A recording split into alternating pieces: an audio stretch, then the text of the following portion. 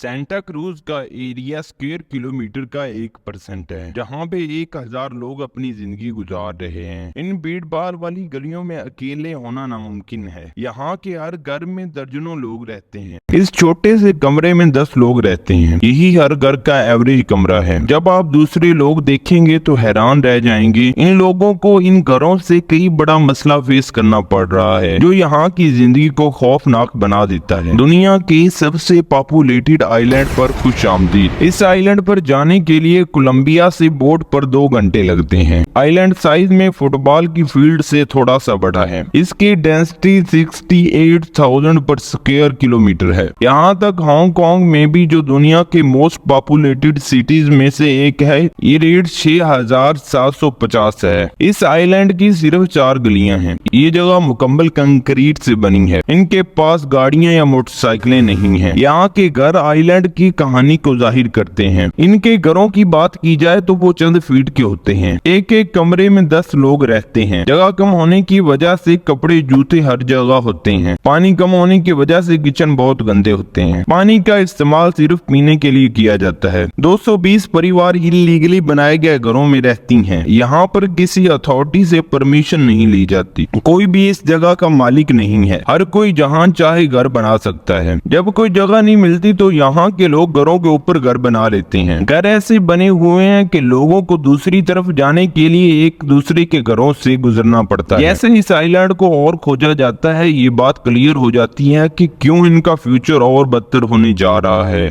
Population density इसकी सबसे बड़ी रीजन है। हर जगह खाने के बर्तन और बचा हुआ खाना नजर आता है। यहाँ पर ज्यादातर लोग फिशिंग करते हैं, बाकी कुछ छोटे छोटे स्टॉल्स लगाकर चीजें बेचते हैं। कुछ लोग आइलैंड पे आई लॉटरी मशीन पर अपनी किस्मत इस उम्मीद के साथ आजमाती हैं कि वो भी किसी दिन अमीर हो जाएंगे। ये जगह इतनी छोटी है कि अगर एक साइड पर म्यूजिक लगाया जाए तो म्यूजिक की आवाज इस आइलैंड पर हर जगह सुनी जा सकती है। लोग इस छोटी सी जगह में आराम के लिए स्ट्रगल कर रहे हैं। इन भूल भुलैया जैसी तंग गलियों के दरमियान रास्ता तलाश करना काफी मुश्किल है। प्राइवेसी यहाँ पे नामुमकिन है, क्योंकि हर कदम के साथ कोई दूसरा किसी की जिंदगी से गुजरता है। इस आइलैंड पर बच्चों का राज है। यहाँ तक कि 4-5 कदम की जगह भी इनके ख्याल में बड़े प्लेग्राउंड में बदल जाती है। आइलैंड में एक स्कूल, चर्च, क्लिनिक, होटल, एक रेस्टोरेंट और 3 मार्केट्स हैं। 200 साल पहले इन गलियों में ये अफरा तफरी नहीं थी, क्योंकि ये जगह कुछ मछुआरों ने डिस्कवर की थी। जब इन्हें वापस घर जाने में देर हो गई तो यहीं रुक गए। फिर इन्होंने अपनी फैमिली के साथ यहाँ सेटल होने का फैसला किया। ये लोग बारू रीजन से थे। फिर इन्होंने कोरल रॉक्स को कंप्रेस करके इसे आर्टिफिशियली बढ़ा के बड़ा आइलैंड बना दिया। इसकी एक साइड से दूसरी साइड पर इतनी भीड़ होने के बावजूद जाने के लिए सिर्फ 2 मिनट से भी कम टाइम लगता है। ये आइलैंड दुनिया के दूसरे बड़े कोरल रीफ पर वाक़या है। समुद्र में 20 से 30 मीटर बुलंद होने वाली वेव्स इस आइलैंड तक पहुंचने तक 25 से 30 सेंटीमीटर होकर रह जाती हैं। ये आइलैंड 5-6 मील तक कोरल रॉक से घिरा हुआ है, इसलिए इस आइलैंड को समुद्री लहरों से कोई खतरा नहीं। यहाँ के लोगों की एवरेज एज 85 से 90 ईयर्स है। लोग मरने के बाद ही इस आइलैंड को छोड़ते हैं, क्योंकि इस आइलैंड पर कोई कब्रिस्तान नहीं है,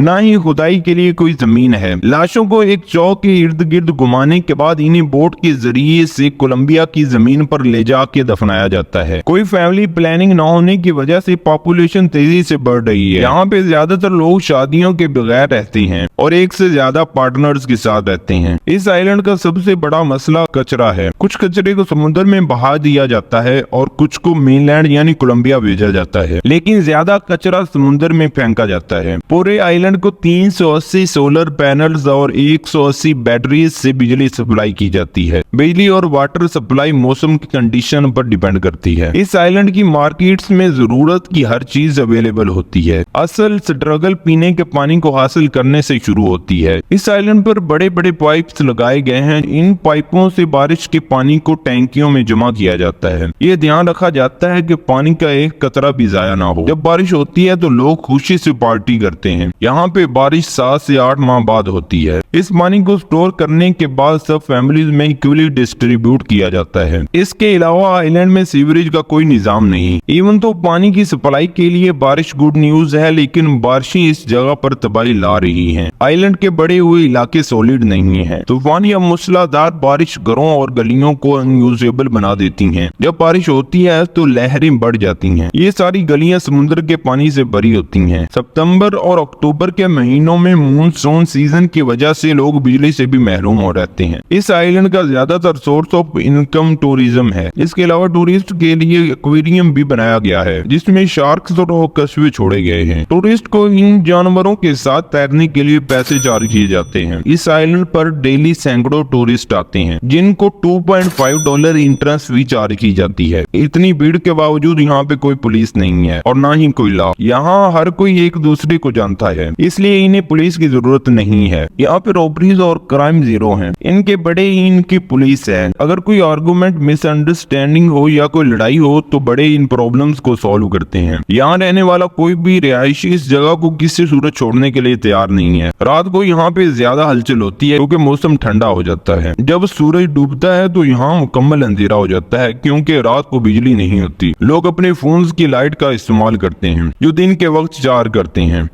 रात के वक्त हर कोई घर से बाहर होता है क्योंकि इनके घर बहुत छोटे छोटे हैं और घरों में करने के लिए कुछ भी नहीं है। यहाँ पे रहने वाले ज्यादातर लोग इस आइलैंड से कभी बाहर नहीं गए और ना ही इनका कोई इरादा है, ना ही अपनी जिंदगी को बदलने की कोई ख्वाहिश है। ये लोग अपने हाल में खुश हैं। इस कम्युनिटी का अपनी जमीन के साथ बहुत गहरा ताल्लुक है। ये लोग पॉजिटिव वैल्यूज पर फोकस करते हैं। सेंटा क्रूज आइलैंड के बड़े मसले साफ पानी की कमी और कचरा है। ये आइलैंड और लोगों को जगह देने की पोजीशन में नहीं है। इन सब नेगेटिव बातों के बावजूद लोग एक बड़ी फैमिली की तरह एक दूसरे से जुड़े हैं और खुश हैं।